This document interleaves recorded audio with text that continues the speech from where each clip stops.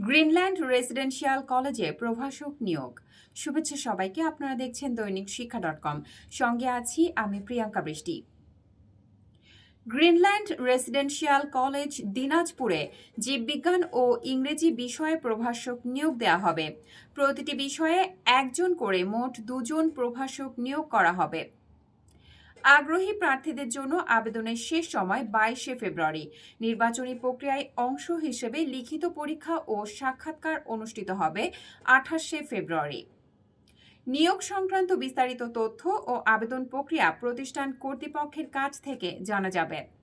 আরও বিস্তারিত জানতে পারবেন দৈনিক শিক্ষা.com ও দৈনিক আমাদের বার্তায়। ধন্যবাদ।